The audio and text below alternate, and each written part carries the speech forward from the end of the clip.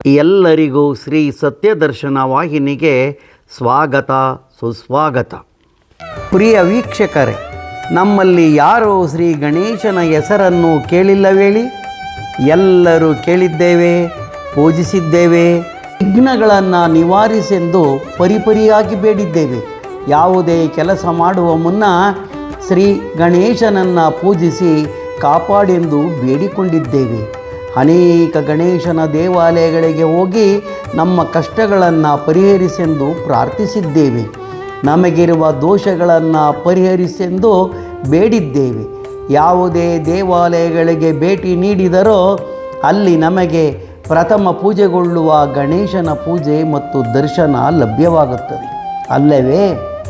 ಈಗ ಅಂತಹುದೇ ಒಂದು ವಿಶೇಷವಾದ ವಿಭಿನ್ನವಾದ ಪವಾಡವನ್ನೇ ಸೃಷ್ಟಿಸುತ್ತಿರುವ, ಭಾರತ ದೇಶದಲ್ಲಿ ಅದ್ಭುತವೆಂದು ಸಾಬೀತಾದ, ಭಕ್ತರ ಕಷ್ಟಗಳನ್ನು ನಿವಾರಿಸುತ್ತಿರುವ ವಿಶೇಷವಾಗಿರ್ತಕ್ಕಂಥ ಮಹಾಗಣಪತಿಯ ಬಗ್ಗೆ ಒಂದಿಷ್ಟು ಮಾಹಿತಿಯನ್ನು ತಿಳಿದು ಧನ್ಯರಾಗೋಣ ಬನ್ನಿ. ಈ ಮಹಾಗಣಪತಿಯನ್ನು ಸತ್ಯಯುಗ ಪ್ರಥಮದಲ್ಲಿ ಮಹಾನ್ ಋಷಿಗಳು, ಭೃಗುನಂದನಾಡಿ ಜ್ಯೋತಿಷ್ಯ ಕರ್ತೃ ಆದಂಥ ಭೃಗು ಮಹಾಋಷಿಗಳಿಂದ ಪ್ರತಿಷ್ಠಾಪಲಾಯಿತೆಂದು ಪುರಾಣಗಳು ಮತ್ತು ಪುಣ್ಯ ಕಥೆಗಳಿಂದ ತಿಳಿದು ಬರುತ್ತದೆ. ಭೃಗು ಮಹರ್ಷಿಗಳು ಕಾಶಿ ಯಾತ್ರೆಗೆ ಹೋಗುವಾಗ ಈ ಮಾರ್ಗವಾಗಿ ಬರುತ್ತಾರೆ. ಈ ಊರಿಗೆ ಬಂದಾಗ ಕಾರ್ತೀಕ ಮಾಸದ ಶುಕ್ಲ ಪಕ್ಷದ ದೀಪಾವಳಿಯ ದಿನವಾಗಿರುತ್ತದೆ. ಆ ದಿನ ಗಣೇಶನ ಪೂಜೆ ಮಾಡಲು ತಾವೇ ತಮ್ಮ ಕೈಯಾರ ಕೆರೆಯಿಂದ ಮಣ್ಣು ತಂದು 9.5 x 9.5 ಅಡಿ ಗಣೇಶನನ್ನು ಮಾಡಿ ಪೂಜಿಸಿದರಂತೆ. ಸತ್ಯಯುಗದಲ್ಲಿ ಅಂದು ಭೃಗು ಮಹರ್ಷಿಗಳಿಂದ ಆರಂಭವಾದಂಥ ಈ ಗಣೇಶನ ಪೂಜೆ ಅಂದಿನಿಂದಲೂ ಇಂದಿನವರೆವಿಗೂ ಅವಿರತವಾಗಿ ನಡೆಯುತ್ತಾ ಬಂದಿದೆ. ಈ ಊರಿನ ಮಹಾಗಣೇಶ ಮೂರ್ತಿಯ ತಯಾರಿಕೆ, ಆಚರಣೆ, ಪೂಜೆಗಳು ನಮ್ಮ ದೇಶದ ಯಾವ ಭಾಗದಲ್ಲೂ ನಿಮಗೆ ನೋಡಲು ಸಿಗುವುದಿಲ್ಲ. ಗಣೇಶ ಚತುರ್ಥಿಯಂದು ಈ ಗಣೇಶನನ್ನು ಪೂಜಿಸಿ ವಿಸರ್ಜಿಸಿದರೆ ಇಲ್ಲಿ ಸಣ್ಣ ಗಣಪತಿಯನ್ನು ಪೂಜಿಸಲಾಗುತ್ತದೆ. ಹಾಗೂ ದೊಡ್ಡ ಮಹಾಗಣಪತಿಯನ್ನು ಅಂದರೆ 9.5 ಅಡಿ 9.5 ಅಡಿ ಅಳತೆಯ ಗಣೇಶನನ್ನು ವಿಧಿವತ್ತಾಗಿ ತಯಾರು ಮಾಡಲು ಪ್ರಾರಂಭಿಸಲಾಗುತ್ತದೆ. 2 ತಿಂಗಳ ಕಾಲ ನಿರಂತರವಾಗಿ ಗಣೇಶ ಮೂರ್ತಿಯನ್ನು ಹಂತವಾಗಿ ನಿರ್ಮಿಸುತ್ತಾರೆ. ವಿಜಯದಶಮಿ ಎಂದು ಸಣ್ಣ ಗಣಪತಿಯನ್ನು, ಕಡುಬು ಇತ್ಯಾದಿ ಪೂಜಾ ಸಾಮಗ್ರಿಗಳನ್ನು ದೊಡ್ಡ ಗಣಪತಿಯ ಹೊಟ್ಟೆಯ ಒಳಗಡೆ ಇಡಲಾಗುತ್ತದೆ.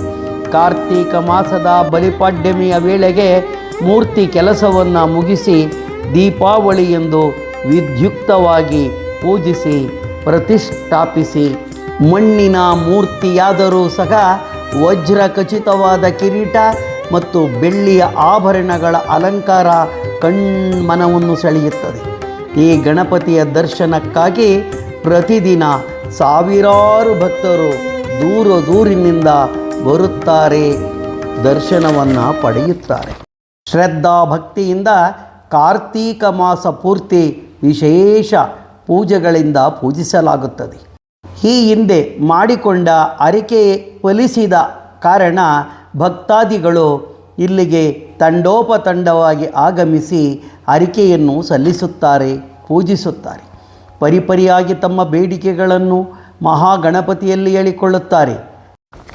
ಈ ಮಹಾಗಣಪತಿಯನ್ನು ದೀಪಾವಳಿಯಿಂದ 45 ದಿನಗಳು ಕಳೆದ ಮೇಲೆ ಊರಿನ ಪ್ರಮುಖ ಬೀದಿಗಳಲ್ಲಿ ಅದ್ಧೂರಿಯಾಗಿ ಮೆರವಣಿಗೆ ಮಾಡಿಕೊಂಡು ಕೆರೆಯ ಹತ್ತಿರ ಕರೆತರಲಾಗುತ್ತದೆ. ಕೆರೆಯಲ್ಲಿ ಗಣೇಶನಿಗಾಗಿಯೇ ನಿರ್ಮಿಸಿದ ಜಾಗದಲ್ಲಿ ಭಯಭಕ್ತಿಯಿಂದ ವಿಸರ್ಜಿಸಲಾಗುತ್ತದೆ.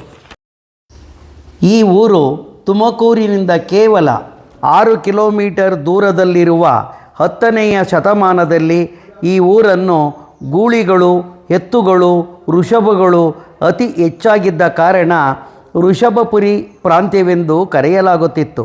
ತದನಂತರ ಗೂಳಿ ಬಾಚಿದೇವ ಎಂಬ ಸಾಮಂತರಾಜನ ಆಳ್ವಿಕೆ ಮಾಡುತ್ತಿದ್ದರಿಂದ ಈ ಗ್ರಾಮವನ್ನು ಗೂಳಿಯೂರು ಎಂದು, ನಂತರ ಈ ಪ್ರಸಿದ್ಧ ಗೂಳೂರು ಎಂದಾಯಿತು. ಇಲ್ಲಿರುವ ಮಹಾಗಣಪತಿಗೆ ಗೂಳೂರು ಗಣೇಶನೆಂದು ವಿಶ್ವವಿಖ್ಯಾತವಾದ ಹೆಸರು ಬಂದಿದೆ. ಈ ಕ್ಷೇತ್ರಕ್ಕೆ ಮದುವೆ, ಸಂತಾನ, ಕಾಯಿಲೆ ವಾಸಿ ಮಾಡಿಕೊಳ್ಳಲು, ಮನೆ ಕಟ್ಟಲು, ಮಕ್ಕಳ ವಿದ್ಯಾಭ್ಯಾಸ ಹಾಗೂ ಸಂಸಾರ ತಾಪತ್ರಯಗಳು, ಕೋರ್ಟ್ ಕೇಸು ಇತ್ಯಾದಿಗಳಿಗೆ ಭಕ್ತರು ಧಾವಿಸಿ ಬರುತ್ತಾರೆ.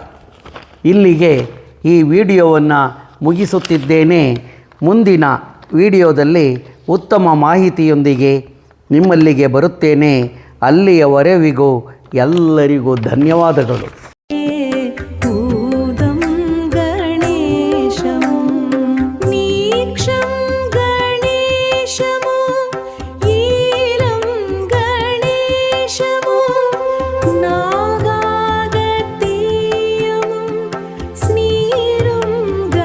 ನೀವಿನ್ನು ನಮ್ಮ ವಾಹಿನಿಗೆ ಚಂದಾದಾರರಾಗಿಲ್ಲದಿದ್ದರೆ ಚಂದಾದಾರರಾಗಿ.